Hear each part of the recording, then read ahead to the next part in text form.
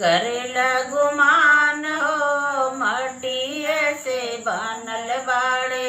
देहिया तोहार हो मटिए से बनल बाड़े।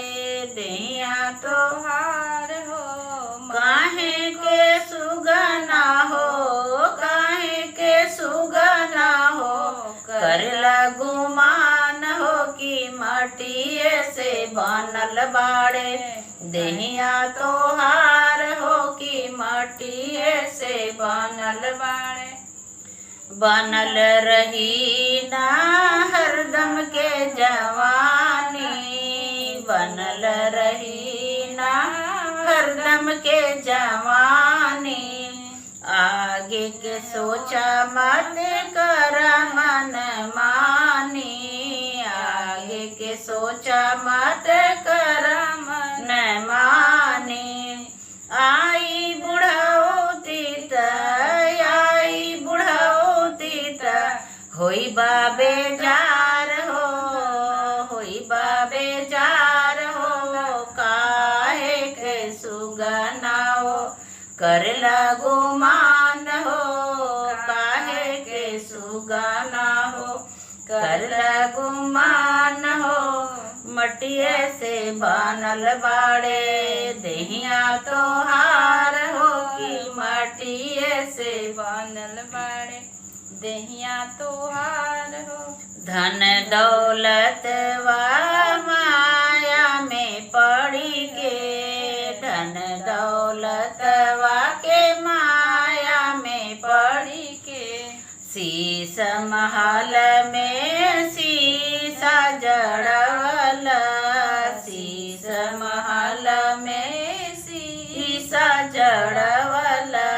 धन दौलत सब, धन दौलत सब पानी के समान हो कि मटिए से बनल बाड़े।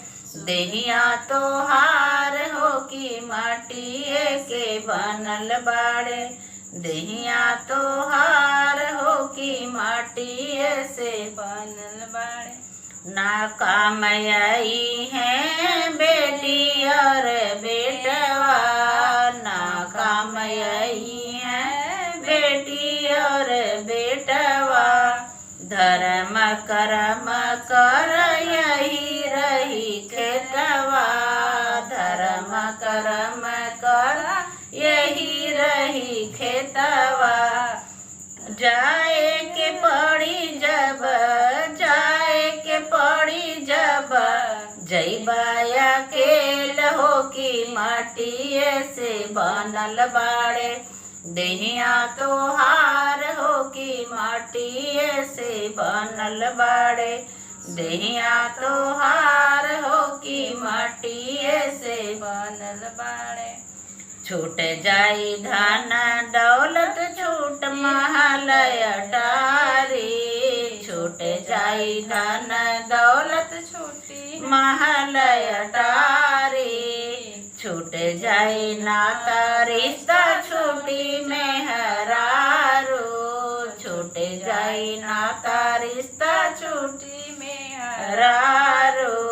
छूटी जाई है दुनिया, छूटी जाई है दुनिया और संसार हो कि मटिए से बनल बाड़े।